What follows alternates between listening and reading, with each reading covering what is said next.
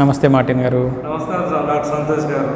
ఈ సెప్టెంబర్లో మనకి వచ్చే డిమెన్షియా డే సెలబ్రేట్ చేస్తున్నాము. దాని గురించి కొన్ని వివరాలు అడుగుతామన్నా.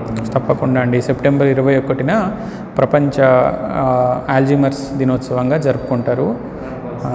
దాని గురించి అని ఇప్పుడు ఈ సంవత్సరం థీమ్ ఏంటంటే నో డిమెన్షియా నో ఆల్జీమర్స్ అని. అంటే డిమెన్షియా గురించి తెలుసుకుందాం, అట్లాగే ఆల్జీమర్స్ గురించి కూడా తెలుసుకుందాం అని. సో దాని గురించి మనం మన వీక్షకులకు కొన్ని వివరాలు చెప్దాం. మరి డిమెన్షియాకి మామూలు మతిమరుపుకి తేడా ఏంటి చెప్తారు? డిమెన్షియాకి మామూలు మతిమరుపుకి తేడా ఏంటంటే, ఇప్పుడు మామూలు మతిమరుపు అనేది ఏ వయసు వాళ్ళకైనా వస్తూ ఉంటుంది. అంటే మామూలు మనం ఇప్పుడు 15-20 ఏళ్ళ వాళ్ళ వయసు వాళ్ళు కూడా చెప్తూ ఉంటారు, మేము మర్చిపోయాము, గుర్తుండట్లేదు అని. సో అది మెయిన్గా కాన్సన్ట్రేషన్ లేకపోవడం వల్ల వచ్చే మతిమరుపు అనుకోండి. అది తర్వాత మళ్ళీ నార్మల్ అయిపోతూ ఉంటుంది. లేదా మనం ఏదైనా యాంగ్జైటీలో ఉన్నా కానీ మర్చిపోతూ ఉంటాం. వయసు పైబడిన వాళ్ళల్లో కూడా మైల్డ్గా కాగ్నిటివ్ ఇంపైర్మెంట్ అంటే అది మతిమరుపు అనేది వస్తూ ఉంటుంది. కానీ దానివల్ల ఈ రోజువారీ పనులు దెబ్బతినడం కానీ తర్వాత వేరే పర్యవసనాలు అనేవి ఉండవు. కానీ డిమెన్షియా లేదా చిత్త వైకల్యం అంటారు దాన్ని. సో ఈ జబ్బు ఏంటంటే ఈ మతిమరుపు చాలా తీవ్రంగా ఉంటుందన్నమాట. ఎంత తీవ్రంగా ఉంటుందనంటే వాళ్ళు ఇంతకుముందు ఉన్న మనిషి ఒకలాగా ఇప్పుడు ఒక మనిషిలాగా అనిపిస్తూ ఉంటారు.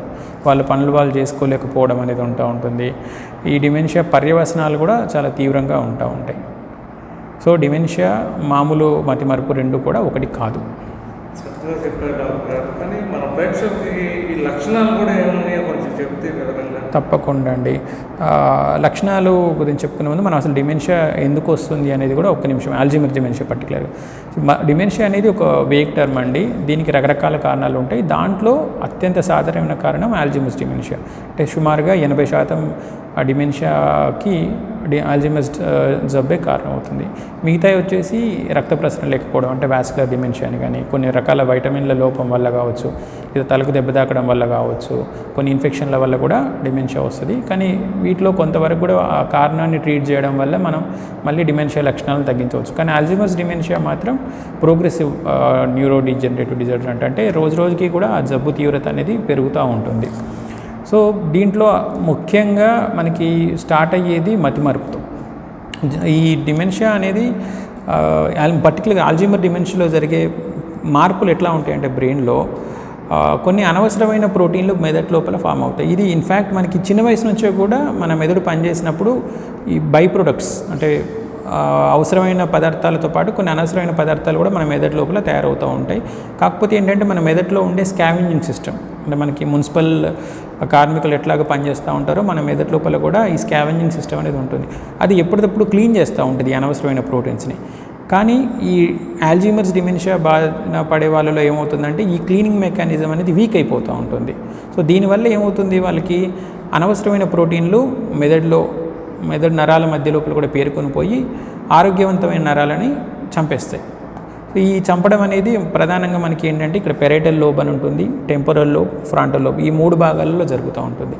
సో ఈ జబ్బు లక్షణాలు కూడా ప్రాథమికంగా ఈ 3 లోబ్ సంబంధించి భాగాలకు సంబంధించి ఉంటాయి. అంటే ఎలాంటివి?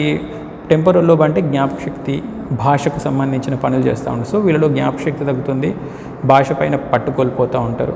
అలాగే పెరైటల్ లోబ్ అంటారు. ఇది మెయిన్గా మనకి ఏంటంటే మొహాలు గుర్తుపట్టడం కోసము, ఆ పేర్లు గుర్తుపెట్టుకోవడం కోసం, అట్లాగే నావిగేషన్ అంటారు అంటే దారులు అవి కనుక్కోవడానికి ఉపయోగపడుతూ ఉంటుంది.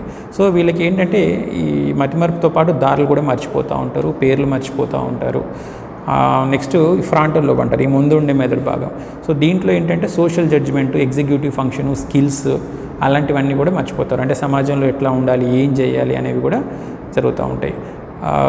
సో మతిమరుపులో అనే పేరుకి మతిమరుపు అంటారు, కానీ దీంట్లో రకరకాల లక్షణాలు వస్తూ ఉంటాయి. మతిమరుపు పర్యవసనాలు కూడా ఉంటాయి. సో అవి ఏంటనేది మనం నెక్స్ట్ చెప్పుకుందాము. డాక్టర్ గారు వివరంగా చెప్పారు. దీనికి చికిత్సలు ఉన్నాయా, చికిత్స విధానాలు కూడా కొంచెం చెప్తానండి. అయితే మనకి ముందు ఏంటంటే ఈ డిమెన్షియా పేషెంట్స్ మతిమరుపు కంటే కూడా మిగతా కొన్ని రకాల లక్షణాలతో మన దగ్గరికి వస్తారు.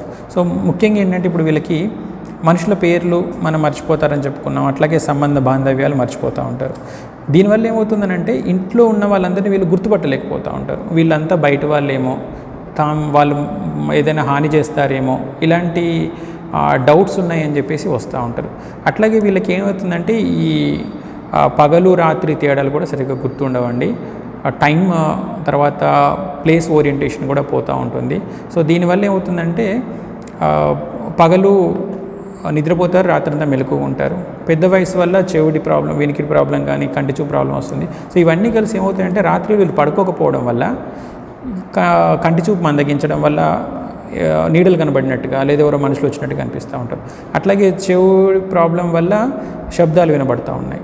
సో ఇలాంటి లక్షణాలతో ఎక్కువగా మన హాస్పిటల్ దగ్గరికి వస్తూ ఉంటారు అనమాట, మర్చిపోయారనే దానికంటే కూడా. సో వీటితో పాటు ఇంకా కొన్ని లక్షణాలు ఎలా ఉంటాయి, ఇప్పుడు మనం సోషల్ జడ్జిమెంట్ పోతుందండి.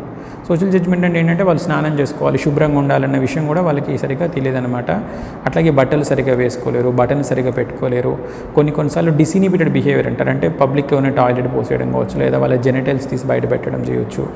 ఇంకొక ముఖ్యమైన కంప్లైంట్స్ చాలామందిలో పర్టికులర్గా మగవాళ్ళలో చూసేది ఏంటంటే మనకి డెల్యూజన్ ఆఫ్ ఇన్ఫిడిలిటీ అంటారు, అంటే భార్యను అనుమానించడం. ఇది ఆ లేడీస్లో కూడా రావచ్చు. సో వీళ్ళకి ఏమవుతుందంటే రిలేటివ్గా వాళ్ళ వయసు ఎంత ఏంటనేది కూడా మర్చిపోతూ ఉంటారు. సో తనకి 70-80 ఏళ్ళు ఉంటాయి, భార్యకు ఒక 60-70 ఏళ్ళు ఉంటాయి. అయినా కూడా వీళ్ళు మా వయసు ఎంత అనే విషయం వాళ్ళకి తెలియదు, అర్థం అవ్వదు. వేరే ఇప్పుడు మగవాళ్ళతో మాట్లాడారనుకోండి, ఈ మగవాళ్ళకి వాళ్ళకి ఏదో సంబంధం ఉంది అని చెప్పేసి అనుకొని వాళ్ళని బాగా హింసిస్తూ ఉంటారు. సో భార్యలు ఏంటంటే వీళ్ళు ఏంటి ఈ వయసులో మమ్మల్ని ఇట్లా అంటూ ఉన్నారని బాధపడుతూ ఉంటారు. నిజానికి అది వాళ్ళు కావాలని చేసేది కాదు. సో దీంతోపాటు వాళ్ళు వస్తువులు ఎక్కడైనా పెట్టి మర్చిపోతారనుకున్నాం కదా, దీనివల్ల ఏమవుతుందనంటే ఎవరో బయట వాళ్ళు వచ్చి వస్తువులు తీస్తున్నారు అనుకుంటారు. వాళ్ళు ఒప్పుకోరు, మేమే మర్చిపోయామనేది ఒప్పుకోలేక ఎవరో వచ్చి తీసేశారు, ఇంట్లో వాళ్ళే తీసేశారు, ఇలాంటి లక్షణాలతో వస్తారు. ఇంకోటి వాళ్ళు ఈ కన్వర్జేషన్స్ కూడా ఫాలో అవ్వరు, అంటే మన సంభాషణలు కూడా వాళ్ళు అనుసరించలేరు. దీనివల్ల ఏమవుతుందంటే అడిగిందే అడుగుతారు, చెప్పిందే చెప్తారు. సో హాస్పిటల్కి ప్రధానంగా వచ్చేది ఏంటంటే డాక్టర్ గారు నా భార్య లేదా భర్త లేదా మా నాన్నగారు అమ్మగారు అడిగిందే అడుగుతున్నారు, చెప్పిందే చెప్తున్నారు, లేదా భోజనం చేసిన తర్వాత నాకు భోజనం పెట్టట్లేదు అని ఊళ్ళో వాళ్ళందరూ చెప్తూ ఉన్నారు, లేదా అనుమానిస్తూ ఉన్నారు, ఇంట్లో వాళ్ళు అనుమానిస్తున్నారు. ఇలాంటి లక్షణాలతో వస్తూ ఉంటారు. సాధారణంగా వైద్యం కూడా ఇలాంటి లక్షణాలకి చేయడానికి వీలవుతుంది. ఎందుకంటే మతిమరుపు అనే దానికి పర్టికులర్లీ ఆల్జీమర్స్ డిమెన్షియాకి ప్రస్తుతానికి దాన్ని జబ్బుని పూర్తిగా క్యూర్ చేసే మందులు అయితే లేవు మార్కెట్లో. ఉన్న కొన్నిపాటి మందులు కూడా ఏంటంటే జబ్బు ప్రోగ్రెషన్ని కొంతవరకు ఆపగలుగుతూ ఉంటాయి, కానీ పూర్తిగా రివర్స్ చేసే మందులు లేవు. ఇప్పుడు ఏంటంటే అభివృద్ధి చెందిన దేశాలలో ఈ అబ్నార్మల్ ప్రోటీన్స్ని రిమూవ్ చేయడం కోసం ఏదైతే మనం స్కావెంజింగ్ సిస్టమ్ వీక్ అయిపోతుందో ఆ పని చేసేలాగా కొన్ని మందులు తయారు చేశారు. కానీ వాటి ఖర్చు లక్షల్లో కూడుకుంది, దాని ఎఫెక్టివ్నెస్ కూడా రియల్ వరల్డ్లో చాలా తక్కువగా ఉందని తెలిసింది. సో ఆల్జీమర్స్ డిసీజ్ వచ్చిన తర్వాత మతిమరుపు లేదా ఈ జ్ఞాపకశక్తి సంబంధించిన లక్షణాలకు అవైలబుల్గా ఉన్న మందులు చాలా తక్కువ. వీటి వల్ల వచ్చిన సెకండరీ కన్సిక్వెన్సెస్ అనుకున్నాం కదా, పర్యవసనాలు అంటే అనుమానించడము, భ్రమలు, భ్రాంతులు, లేదా రాత్రిలో నిద్రపోకపోవడం, అరవడం, వీటి వరకు మాత్రము చాలా తక్కువ పవర్లో యాంటీసైకోటిక్స్ కానీ లేదా యాంటీడిప్రెసెంట్ మందులు మనం ఇస్తూ ఉంటాం. ఇదంతా కూడా మెడికల్గా ఫార్మకలాజికల్గా చేసేది. దీంతోపాటు నాన్ ఫార్మకలాజికల్ ట్రీట్మెంట్ అంటుంది. అదేంటంటే వాళ్ళకి రియాలిటీ ఓరియంటేషను, మళ్ళీ టైం రీఓరియంటేషన్ చేయడం కావచ్చు, లేదా కాగ్నిటివ్ రిమెడియేషన్ కావచ్చు, లేదా రెమినిసెన్స్ థెరపీ అంటారు, అంటే పాత జ్ఞాపకాలన్నీ వాళ్ళకు గుర్తొచ్చేలాగా వీడియోలు ప్లే చేయడం లేదా ఫోటోలు చూపిస్తూ ఉండడం, ఇలాంటివి కొన్ని చెప్తారు.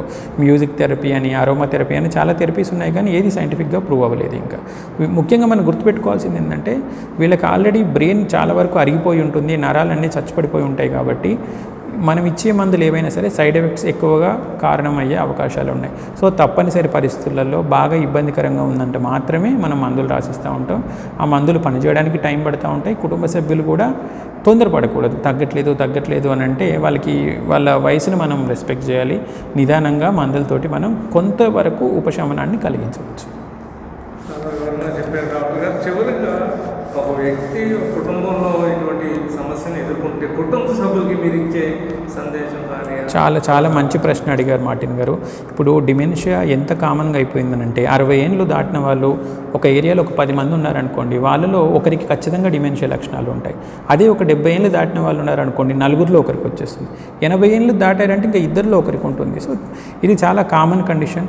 ఇప్పుడు మనం ఇప్పటిదాకా చెప్పుకున్నాం ఆ లక్షణాలు ఎలా ఉంటాయి, దానివల్ల వచ్చే సెకండరీ లక్షణాలు, ఈ అనుమానాలు, భయాలు, భ్రాంతులు, వీటి వల్ల కుటుంబ సభ్యులు చాలా మానసిక క్షోభకు గురవుతూ ఉంటారు. సో అందుకే కేర్ గివర్ బర్డెన్ అనేది క్యాన్సర్ పేషెంట్ల కంటే కూడా డిమెన్షియా పేషెంట్ల కుటుంబ సభ్యులలో చాలా ఎక్కువగా ఉంటుంది. వాళ్ళకి కూడా థెరపీ చాలా అవసరం. ఇన్ఫ్యాక్ట్ డిమెన్షియా తో బాధపడే పేషెంట్స్ని ఎవరైనా కుటుంబ సభ్యులు తీసుకొస్తే మేము చెప్తాం, మీరు కూడా కౌన్సిలింగ్ తీసుకోండి, వీళ్ళతో ఎట్లా ఉండాలి ఏంటి అనేది. ఎందుకంటే వీళ్ళు ఏమనుకుంటారు, కావాలని చేస్తూ ఉన్నారు, కొన్ని తెలుస్తున్నాయి కొన్ని తెలియట్లేదు, ఇట్లా మాట్లాడుతూ ఉంటారు. ఈ బట్టల్లో బాత్రూమ్ పోయడము, మోషన్ ఇవన్నీ కూడా డిమెన్షియా ప్రోగ్రెషన్ అయినా కొద్దీ జరుగుతూ ఉంటాయి. ఇంకోటి ఏంటంటే వాళ్ళు ఒక మనిషిని ఇన్ని సంవత్సరాలు చూసుంటారు, వాళ్ళు చాలా దర్జాగా ఉండి ఉద్యోగాలు చేసుకొని అన్ని బరువు బాధ్యతలు తీసుకొని ఈరోజు ఈ పరిస్థితిలో చూసరికి వాళ్ళకి కూడా చాలా బాధ అనిపిస్తూ ఉంటుంది. కానీ తప్పదు.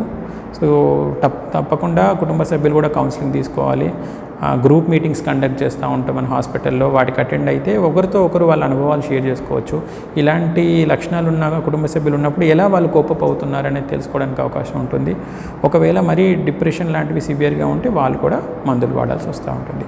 సో ఇంత ఇబ్బందికరమైన సమస్య కాబట్టి ఈ సంవత్సరం డిమెన్షియా గురించి తెలుసుకోండి, పర్టికులర్గా ఆల్జీమర్స్ గురించి తెలుసుకోండి అని చెప్పేసి థీమ్ని ఇవ్వడం జరిగిందనమాట. సో మీకు ఈ వీడియో ఉపయోగకరంగా ఉంటుందని నేను అనుకుంటున్నాను. థ్యాంక్ యూ మార్టిన్ గారు.